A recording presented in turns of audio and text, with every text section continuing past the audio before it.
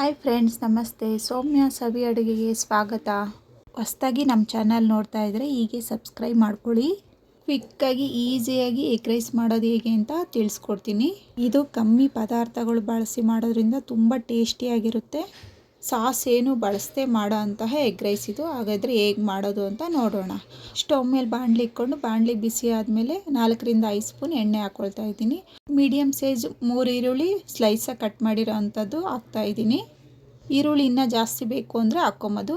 ಮತ್ತು ಕರಿಬೇವಿನ ಸೊಪ್ಪು ಸ್ವಲ್ಪ ಉದ್ದು ಕಟ್ ಮಾಡಿರೋಂತಹ 3 ಹಸಿಮೆಣ್ಸಿನ್ಕಾಯಿ ಹಾಕ್ಕೊಂಡು ಇದನ್ನೆಲ್ಲ ಹಾಕ್ಕೊಂಡು ಫ್ರೈ ಮಾಡ್ಕೊಳ್ಳೋಣ.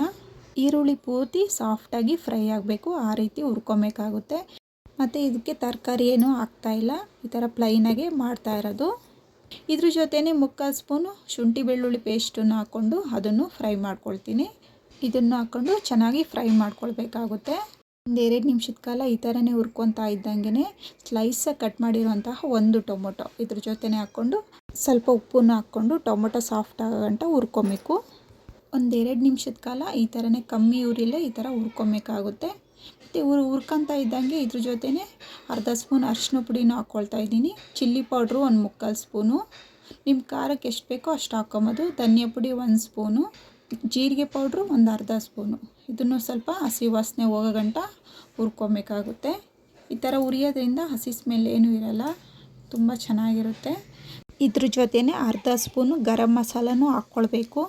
ಇವೆಲ್ಲ ಹಾಕ್ಕೊಂಡು ಕಮ್ಮಿ ಉರಿಲೇ ಈ ಥರ ಫ್ರೈ ಮಾಡ್ಕೊಬೇಕು. ಇದು ಫ್ರೈ ಆಗ್ತಾ ಇದ್ದಂಗೆ ಇದ್ರ ಜೊತೆ 4 ಮೊಟ್ಟೆ ಹಾಕ್ಕೊಳ್ತಾ ಇದ್ದೀನಿ. ಮೊಟ್ಟೆ ನೀವು ಎಷ್ಟು ಬೇಕಾದರೂ ಹಾಕ್ಕೊಳ್ಬೋದು.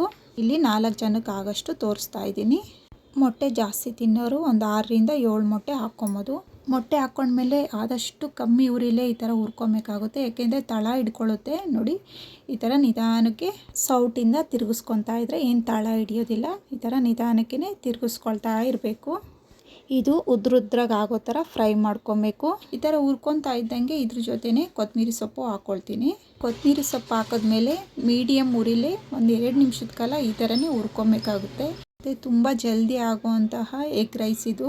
ಮತ್ತು ಬ್ಯಾಚುಲರ್ಸ್ಗೆ ಹೊಸ್ದಾಗಿ ಅಡುಗೆ ಕಲಿತಾ ಇರೋರಿಗೆ ಈಸಿಯಾಗಿ ಮಾಡ್ಕೋಬಹುದಾದ ರೆಸಿಪಿ ಇದು.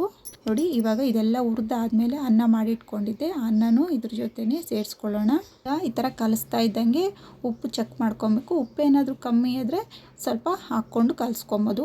1-2 ನಿಮಿಷದ ಕಾಲ ಈ ಥರನೇ ಫ್ರೈ ಮಾಡ್ಕೊಳ್ಬೇಕಾಗುತ್ತೆ. ನೋಡೋದ್ರಲ್ಲ, ಎಷ್ಟು ಕಮ್ಮಿ ಸಮಯದಲ್ಲಿ ಕಮ್ಮಿ ಪದಾರ್ಥಗಳು ಯೂಸ್ ಮಾಡಿಕೊಂಡು ಮಾಡಿದಂತಹ ಎಗ್ ರೈಸು. ಈ ಥರ ಮಾಡಿಕೊಟ್ರೆ ಮಕ್ಕಳಂತೂ ತುಂಬ ಇಷ್ಟಪಟ್ಟು ತಿಂತಾರೆ. ಹಾಗಿದ್ದರೆ ನೀವು ಒಂದ್ಸತಿ ಟ್ರೈ ಮಾಡಿ ಹೇಗಿತ್ತು ಅಂತ ಕಮೆಂಟ್ಸಲ್ಲಿ ತಿಳಿಸಿ. ಹಾಗಿದ್ದರೆ ಈ ವಿಡಿಯೋ ಇಷ್ಟ ಆಗಿದೆ ಅನ್ಕೋತೀನಿ. ಈ ವಿಡಿಯೋ ಇಷ್ಟ ಆದರೆ ಲೈಕ್ ಮಾಡಿ, ಶೇರ್ ಮಾಡಿ, ಸಬ್ಸ್ಕ್ರೈಬ್ ಮಾಡ್ಕೊಳ್ಳಿ. ಪಕ್ಕದಲ್ಲೇ ಕಾಣುವ ಬೆಲ್ ಬಟನನ್ನು ಕ್ಲಿಕ್ ಮಾಡ್ಕೊಳ್ಳಿ. ಧನ್ಯವಾದಗಳು.